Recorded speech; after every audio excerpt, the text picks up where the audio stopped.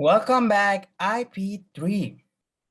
I hope that you are doing well, you are staying safe, and you are staying home and taking care of yourself.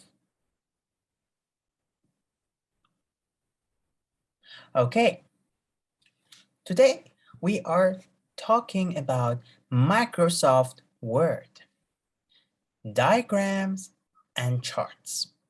Okay, of course, you already know this is IP3. This is our lesson number 11. So let's get started. MS Word charts. So open your MS Word, go to Insert, and choose Charts. And add the charts. So you can see, you go here to Insert tab.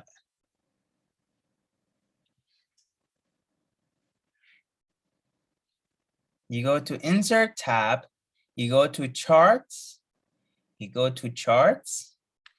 Once you go to Charts, you will press it. You click on it. And you will have many options, many charts to choose from.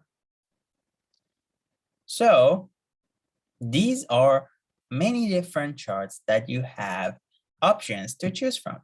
Column, line, pie, hierarchy,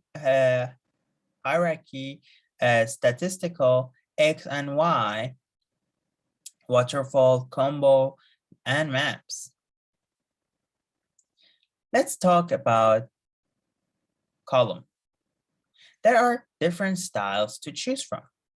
So when you click charts, you choose column, you can see there are so many types to choose from, which some of them, which depends on your data that you try to choose. But in this class, we don't go too much in detail because there are too many things to cover. But this, we want to show you a basic understanding and when one might need to use a chart or what type of chart you might need to use. So this is the column chart. This is the column chart. We have 2D column chart, 3D column chart, and 2D bar. So bar is basically the same as the column, but it's just the other way around. So it's from left to right, not from bottom to top.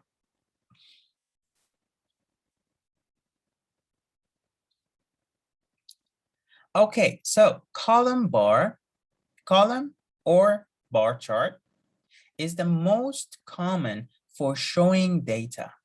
You can use them to quickly compare data for different categories. So what it is good for is comparing different topics, different categories. You use this type of graph to compare, to see the differences. For example, maybe you can compare the population of different cities in Thailand. For example, compare Bangkok and Chonburi, Bangkok and Pattaya, Bangkok and any other city. You can compare the population in one city and see the differences. Effective when you have data that have many categories. So it's good when the topic has many categories. For example, maybe about the different cities, different topics, or for example, how much chocolate does 7-Eleven sell in different cities in Thailand or different districts in Thailand. So you can find out the data from 7-Eleven, well, which you might not find this data, but this is just an example. For example, how much people eat spicy food by the city. Which cities eat more spicy, which cities less. So you are comparing different categories in different cities. Or even you can have more than just one topic. For example, you can have different cities and you want to compare different lifestyles. For example, how much fast food, how much Thai food, how much Western food do people eat in each district? This is another example with different categories. And use different colors for better understanding. So when you use different colors, we have an area that can show what each color means. So it can help the viewer to understand, oh, okay, the blue one is for Bangkok and the green one is for Pattaya and the orange one is for Chiang Mai, for example. And here you can write down the topic, for example, the consumption of Thai food, the consumption of Western food, the consumption of fast food, and the consumption of fruits, for example. So each of them explains it is explained by colors, numbers. So here on the left, we can see the number. So it can be number of people, it can be money, how much, for example, how much it's sold, how many units is sold. So it depends on your graph, what you are talking about. Are you talking about money? How many Thai baht? How much Thai baht? Or are you talking about people? How many people? So this is gonna be, for example, 100,000, 100 people, 200 people, 1 million people, depends on how big your data is. So it all depends on your data. But this is the basic information that you might need.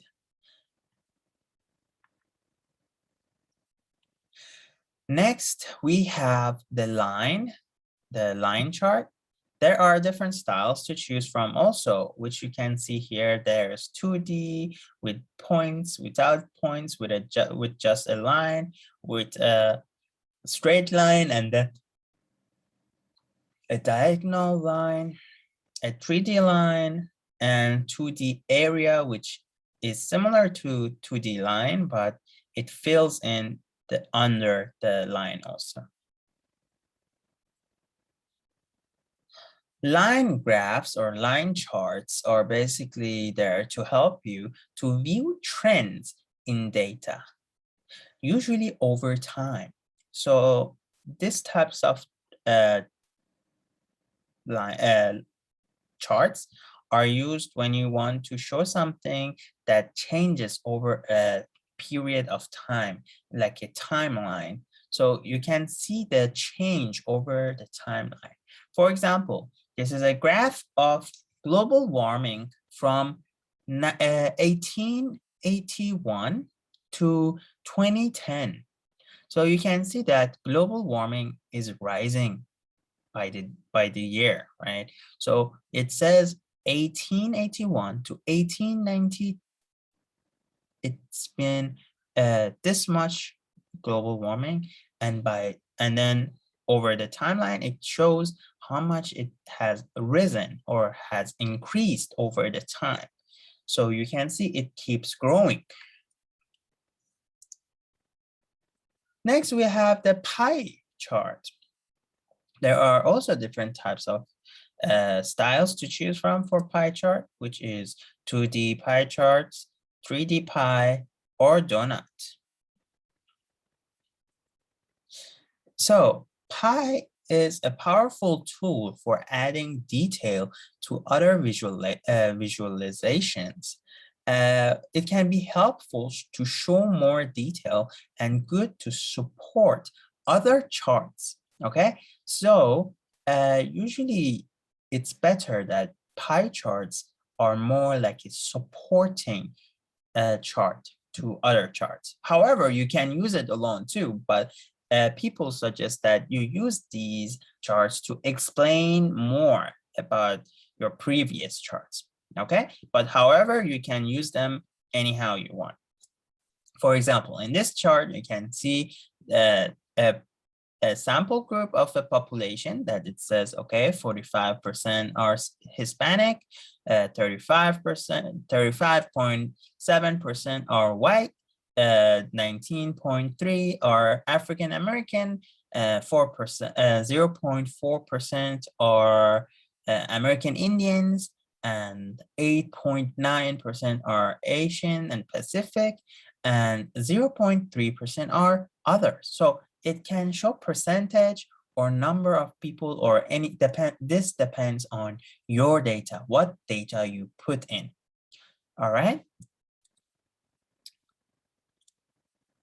So for the next one, you can see hierarchy, that there are also different types of styles, but mainly two styles for this one, which is 3-map and sunburst.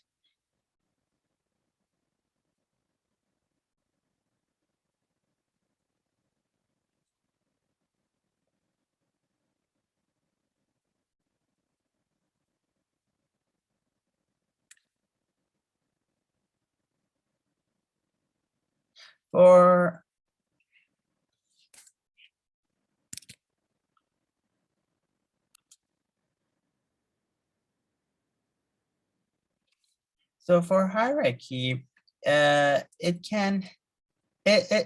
not used as much as other charts, but however, we will talk about it for a bit, that it basically shows like a branch, or it shows the different layers of organization. For example, a bank, maybe it shows the different layers or different connections.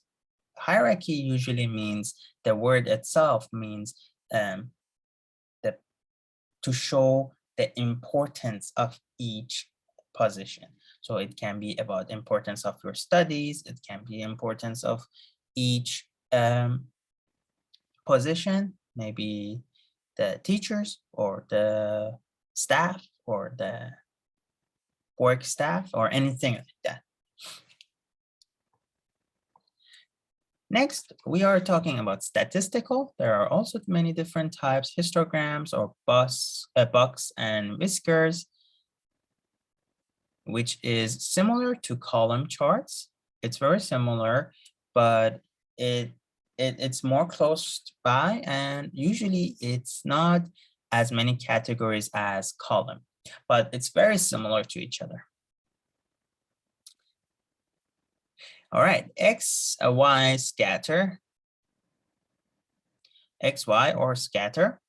It's basically also has many different styles, as you can see here, which is mainly to check the relationship between different variables, shows lots of distinct data points on a single chart.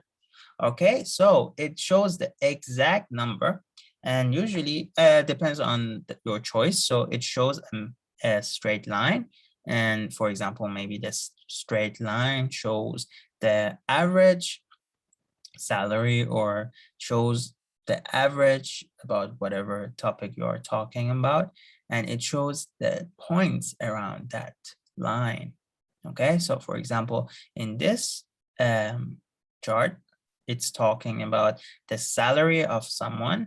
So $0, $50,000, $100,000, and so on, and the price of a car. So it's talking about based on your salary. What does your car say about your salary? So you can see here, for example, if you have less than 50,000, your car would be about this. So this is just the data that they have provided and they have gotten from their research. So maybe this is wrong or correct, but this is the way to read it. So you have to find here, for example, here is 50,000. So this would be below 50, and this would be the price of a car. So 20,000. So someone who earns less than $50,000, it would be around $20,000 for their car. Okay, this is just an example to show this type of graph and how to read it. Next, we have waterfall, which also have many different types of presenting these types of graphs. Which waterfall shows an opening balance and closing balance and shows the process in between if there is any deductions or increase of value. Okay, what does that mean? That means that these types of graphs mostly are used for accounting. Okay, so you can, how can you read this type of graph? Is you just take a look here. It's the starting balance here, and it says, let's say I have 500 baht. Okay, I have 500 baht, and then I do something on Monday. On Monday, it will go higher, 844. So 500 plus 844. And Tuesday, I lose some money, 200 baht, for example. I lose it, so minus 200. And then Wednesday, I do something, I get 830 baht. And then again, I maybe buy some food or something, all right? So I lose some money, 590 baht. And then I make money again, 712 baht, okay? And the ending balance after all this plus, minus, plus, minus, plus, the ending balance, at the end of the day, how much will I have? Or at the end of the week, how much will I have? It will be 2,096 baht. Okay, so this is how you read this kind of graph, and this is the process in between what you have lost and what you have gained.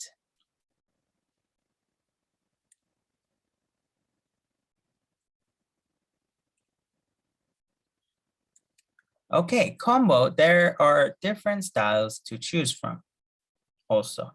So this is basically combo. You go to combo and you get this out of it. And what combo is actually is a mixture of charts, lines, and areas and bars. Okay, so it's a mixture of some of our charts previously mentioned.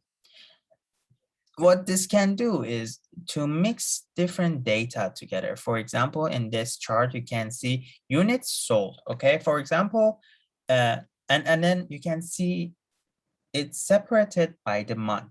So January, February, March, April, May, and June. Here we have units sold. So 0 to 160. Let's say we are selling iPhones, okay? So units sold, it means we have sold in January, we have sold about 45 or 50 units, okay? You can see it's over 40, right? So we have sold 50 iPhones in January.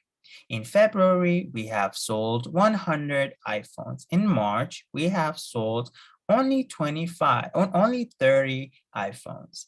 In April, we have sold 110 iPhones. In May, we have sold 85 iPhones.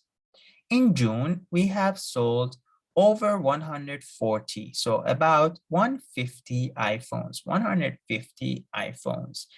So this shows how many units or how many iPhones we have sold.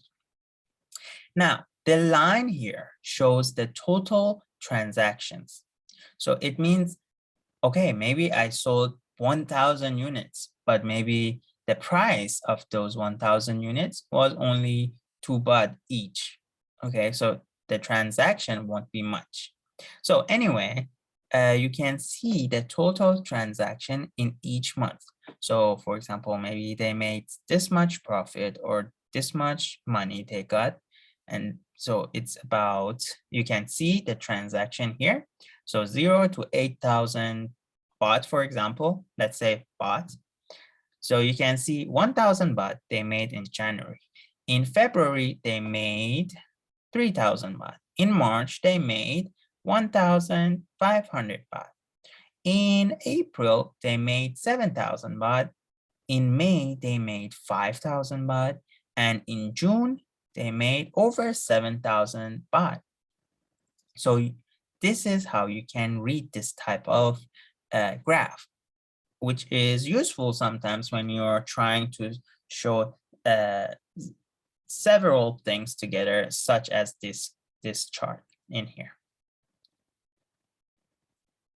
Next, we have maps, which is interesting actually.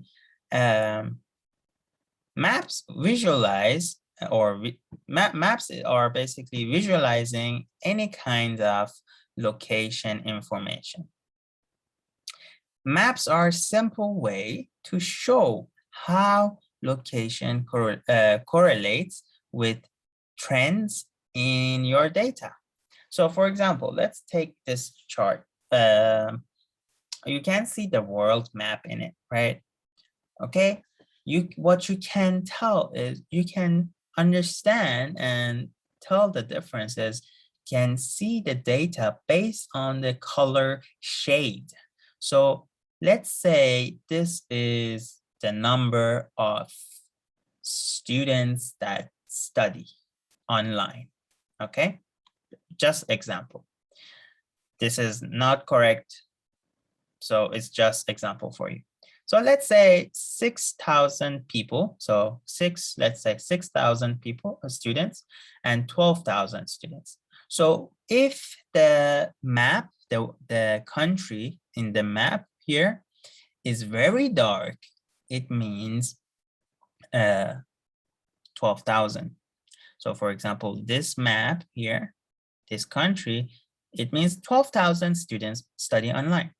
Here, also 12,000. Maybe here, it would be a bit less, maybe 10,000. If it's very light blue, maybe it's 8,000. If it's this much light, maybe it's 6,000. And if it's gray, is two options. Either we don't know, we don't have the data for it, we don't have the data, or maybe we don't study that country, we just have few countries that we research about, so maybe we don't have the data for those countries, or no one studies online. So depends. So either we don't know the data for that country, we don't consider that country to be in our data, or they don't do it, they don't study online, for example. All right, now your homework is, please practice the tools that have been shown and try to find the location for each tool in your MS Word. And you can take a picture of you exploring MS Word and upload the picture of you and MS Word on e-learning platform while you check the location on the program for each tool, each graph, each chart. When you practice what we have learned today, please do this. And a small note for you, for next class, we will learn how to create these charts by ourselves. So we will learn how to give the data in the chart, how to process it, and how to finalize it. So for today, we just learned the different types when it is used and how it can be, and how we can find the location to create it. Okay, so for next week, we will learn about how to create it, how to give the data in it, and how to make sure it's correct. And let's see, how we do. So the due date for this homework is Thursday, 16th of September. So please make sure that you finish and take a picture. It's a very simple homework. Please don't be late. It's just you explore the location of each function that we learned today, and just upload one picture that proves to me that you actually checked it out and looked at it and learned where the location for each chart is. Okay, so for next week, I'll see you and we check out how to how to create the chart. Until then, thank you and see you next week. Take care, stay safe. Goodbye.